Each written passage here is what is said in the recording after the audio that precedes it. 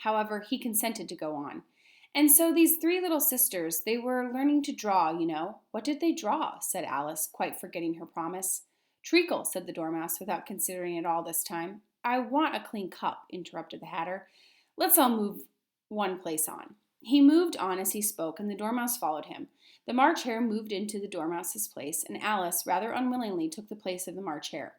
The Hatter was the only one who got any advantage from the change, and Alice was a good deal worse off than before, as the March Hare had just upset the milk jug into his plate. Alice didn't wish to offend the Dormouse again, so she began very cautiously. I don't understand. Where did they draw the treacle from? You can draw water out of a water well, said the Hatter, so I should think you could draw treacle out of a treacle well. Stupid? But they were in the well, Alice said to the Dormouse, not choosing to notice this last remark. Of course they were, said the Dormouse. Well, in. This answer so confused poor Alice that she let the Dormouse go on without interrupting.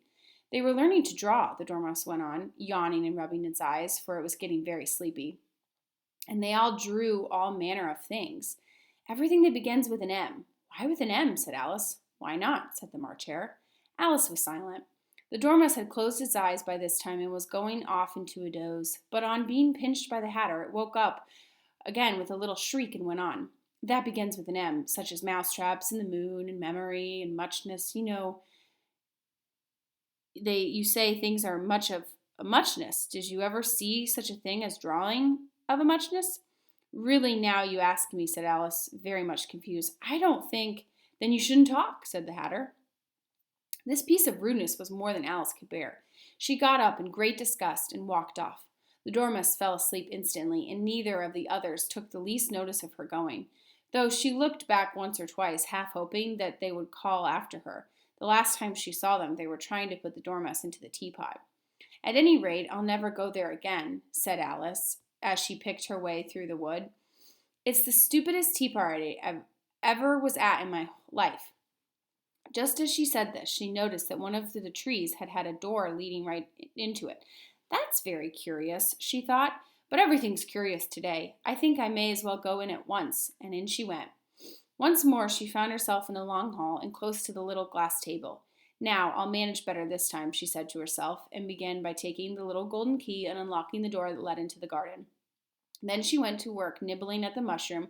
She had kept a piece of it in her pocket, till she was about a foot high. Then she walked down the little passage, and then she found herself at last in the beautiful garden, among the bright flower beds and the cool fountains.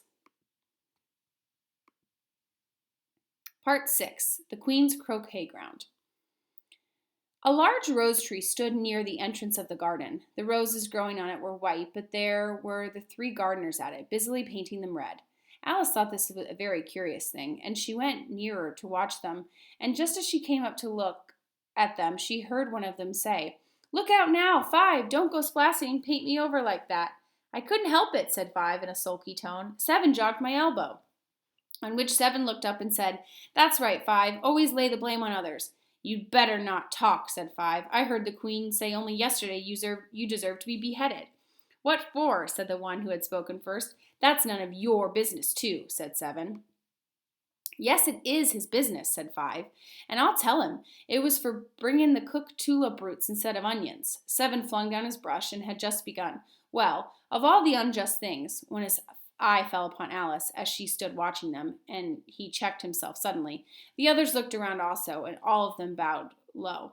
Would you tell me, said Alice, a little timidly, why you were painting those roses? Five and Seven said nothing, but looked at Two.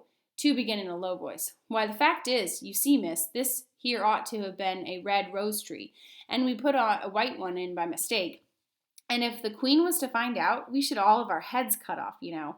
So, you see, miss, we're doing our best afore she comes to. At this moment, Five, who had been anxiously looking across the garden, called out, The Queen! The Queen! And the three gardeners instantly threw themselves flat upon their faces.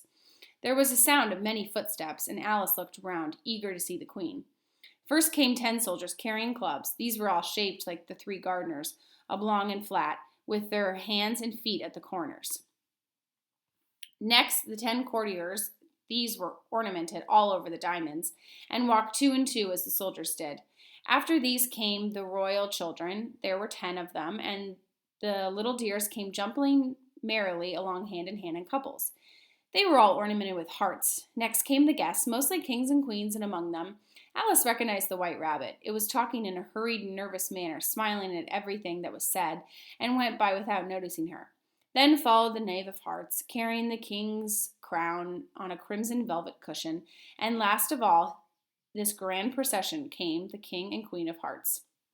Alice was rather doubtful whether she ought not to lie down on her face like the three gardeners, but she could not remember ever having heard of such rule at processions.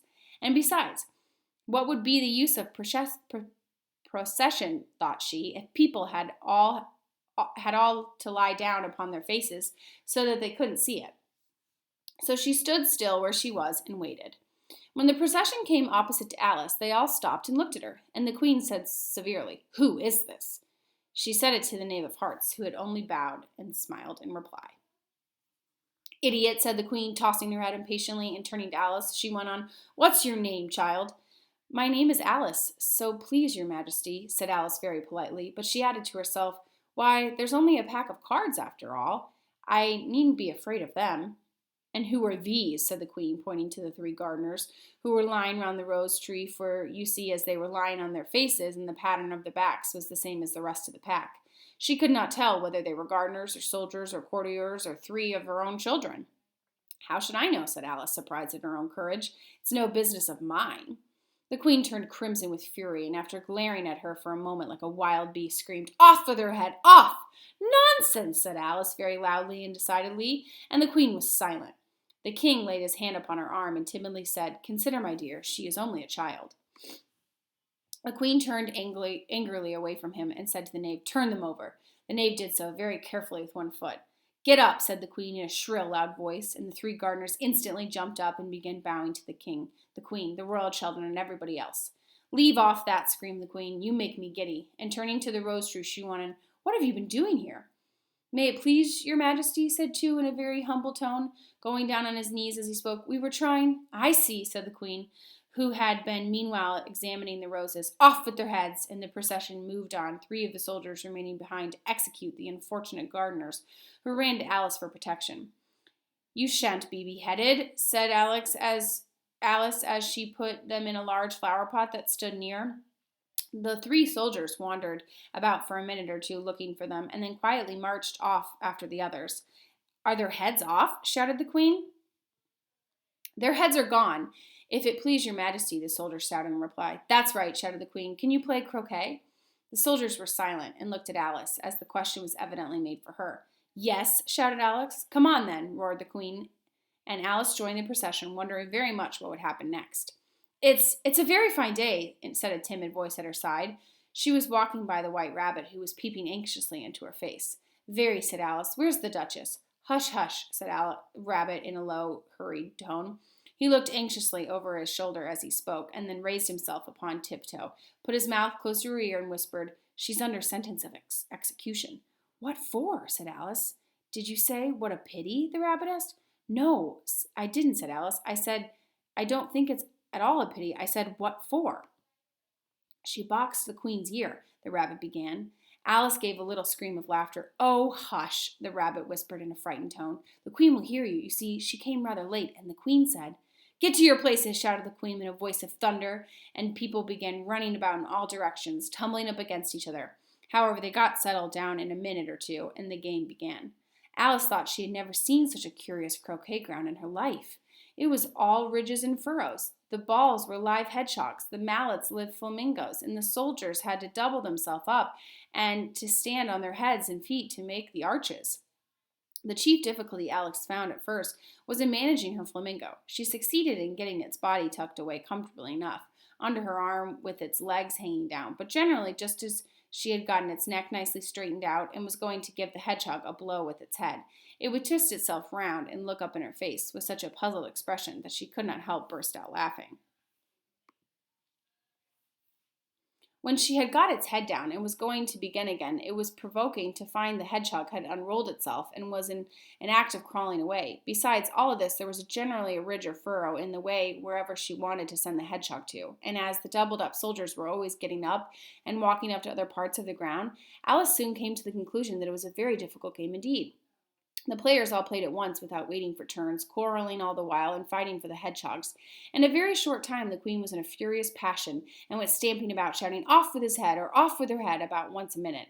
Alice began to feel very uneasy. To be sure, she had not as yet had any dispute with the queen, but she knew that it might happen any minute.